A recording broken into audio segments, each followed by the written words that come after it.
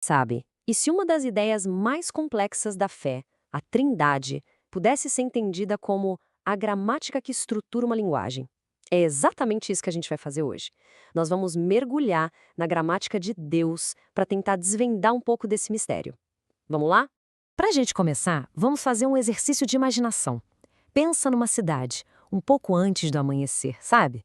Tudo tá quieto, escuro, só esperando. É bem aqui que a nossa jornada para entender a Trindade começa. O primeiro movimento acontece longe, onde ninguém vê. A usina, a fonte de tudo, começa a trabalhar. A água move as turbinas, as engrenagens gigantes começam a gerar. É o princípio de tudo, a origem de toda a energia que está prestes a acordar a cidade. Mas essa energia pura, ela precisa de uma forma, de uma direção, né? E é aí que ela encontra as vias que já existem, os cabos, as ruas, os trilhos. É porque o caminho existe que a energia sabe para onde ir, transformando aquele pulso bruto em um percurso com propósito. Então, a mágica acontece. A corrente elétrica finalmente chega nas casas, acende as luzes, liga os fornos da padaria, os monitores lá no hospital. De repente, a cidade ganha vida. A presença da energia torna tudo operante, habitável. Então, a sacada é essa: nada aqui age sozinho. A fonte, o caminho e a presença são distintos, claro, mas são totalmente interdependentes.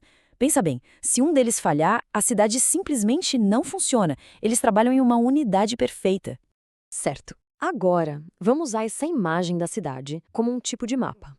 Um mapa para ajudar a gente a navegar por um conceito teológico que pode parecer super abstrato, mas que, assim como na nossa cidade, é a base de tudo.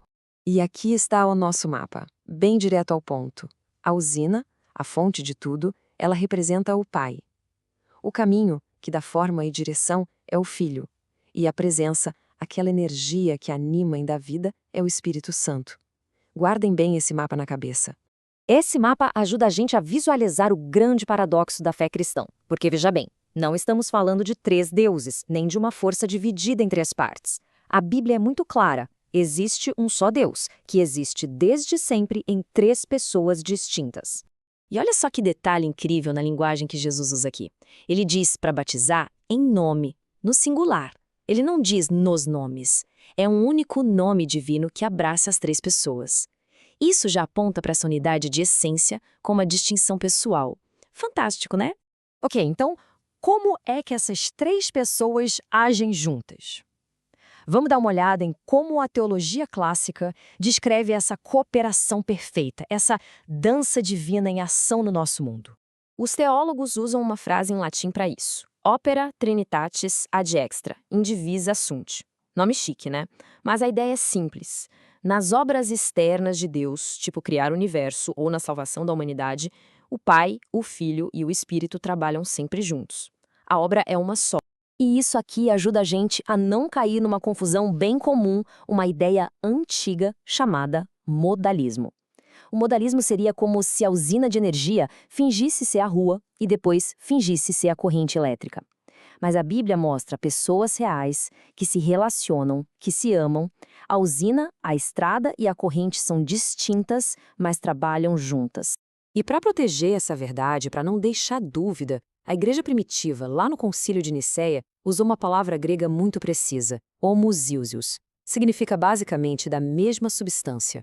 Isso foi fundamental para afirmar que Jesus, o Filho, não é uma criatura, mas compartilha da mesmíssima essência divina do Pai. Ele é plenamente Deus. Agora, vamos dar um zoom na terceira pessoa da Trindade, o Espírito Santo. Assim como a corrente elétrica na nossa cidade, a obra dele muitas vezes é invisível, mas os efeitos são a própria vida pulsando na história da salvação. Dá uma olhada nesse fluxo. O Espírito Santo não é um mero coadjuvante. Ele está totalmente envolvido em cada momento da vida de Cristo. Na unção, na direção para o deserto, no poder para expulsar demônios, no sacrifício na cruz e, finalmente, na ressurreição. É a prova viva daquelas operações inseparáveis que a gente falou. E qual é a missão principal do Espírito, afinal? O próprio Jesus nos conta. O Espírito não busca os holofotes para si.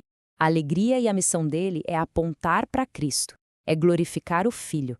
Ele é como uma luz que não diz olhem para mim, mas que ilumina e revela com total nitidez o rosto de Jesus. Bom, tudo isso pode parecer uma doutrina super elevada, um pouco distante, mas a beleza da Trindade é que ela não é só um quebra-cabeça teológico. É a realidade do Deus que nos convida para um relacionamento vivo, pessoal. É o Espírito Santo quem transforma o nosso relacionamento com Deus. Por meio dele, não somos mais escravos do medo, mas filhos. É ele quem nos dá a capacidade de chamar Deus de Abba, Pai, uma expressão de uma intimidade profunda. Ele torna a paternidade de Deus uma experiência real, aqui, no coração. E isso molda até a nossa forma de orar, sabia? A oração cristã é, na sua essência, trinitária. A gente ora ao Pai, a fonte de tudo. A gente ora por meio do Filho, que é o nosso caminho de acesso. E a gente ora no poder do Espírito Santo, que nos conecta e nos capacita. E assim a cidade funciona sustentada por essa comunhão perfeita da fonte, do caminho e da presença. A Trindade não é só uma doutrina para ser entendida, mas uma vida para ser vivida.